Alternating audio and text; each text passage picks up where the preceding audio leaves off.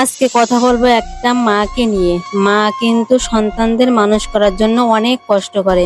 সন্তানেরা রাত্রে প্রস্রাব করে বলে মা এক হাতের পারে নেয়, এই হাতে প্রস্রাব করলে ওই হাতে নেয়, তারপরেও প্রস্রাব করলে মা কিন্তু বুকের পারে নিয়ে ঘুমায়।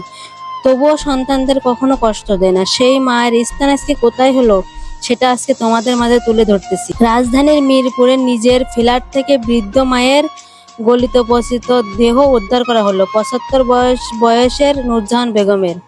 সন্তানেরা সরকারের সচিব ও বুয়েটের শিক্ষক, তবুও নোংরা ঘরে একা মরে পড়ে রইল বৃদ্ধ মা। টাকা পয়সা বড়, চাকরি আর ডিগ্রি বড় থাকলেই কিন্তু মানুষ হওয়া যায় না। মানুষ হতে হলে মূলত মনুষ্যত্ববোধ থাকা দরকার। রাজধানীর মিরপুরের পল্লবীতে ঘটে যাওয়া একটি ঘটনা পুরো দেশের মানুষের বিবেক কাঁপিয়ে দিয়েছে। একটি পরিবর্তিত ও নোংরা খালি বাসা থেকে ৭৫ বছর বয়সী নূরজাহান বেগম নামের এক বৃদ্ধা মায়ের পচা লাশ উদ্ধার করেছে পুলিশ। এলাকার বাসীরা পচা গন্ধ পেয়ে 999-এ ফোন দেয়।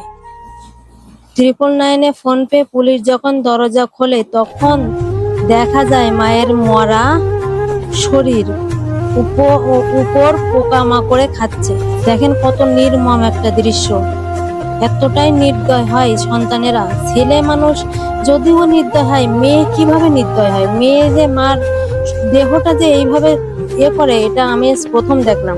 মেয়ের নাম ফতেমা। ফতেমা মা ভাবছিল যে ফতেমা, আমি মনে হয় তোর কাছে থাকলে মনে হয় আমি আজকে ভালো থাকবো। এই জন্য ফতেমার পাশের ফ্ল্যাটেই মা থাকতো। কিন্তু ফতেমা এতটাই নিষ্ঠুর, মা যে কবে ঘরে মরে পড়ে আছে সেটা ফতেমা জানতো না। ৮ দিন মরে গেছে কিন্তু ফতেমা জানে না। ৮ দিন পরে যে একটা নার্স নিয়ে ঘরে যায় মাকে দেখতে। মাকে যে দেখে, নার্স যে বলে যে আপনার মা তো বেঁচে নেই। ও বলে আমি বিকেলে আসছি দেখতে, সকালে আসছি দেখতে, কিন্তু সেটা সম্পূর্ণ মিথ্যে কথা, বানোয়াট কথা, নিজেকে রক্ষা করার জন্য বানোয়াট কথা বলে। কিন্তু ৮ দিন ধরে যে মা মরে পড়ে আছে সন্তান দেখিনি, তার ঘরের অবস্থা দেখুন। এখানে যে মানুষ থাকে এটা মনেই হচ্ছে না।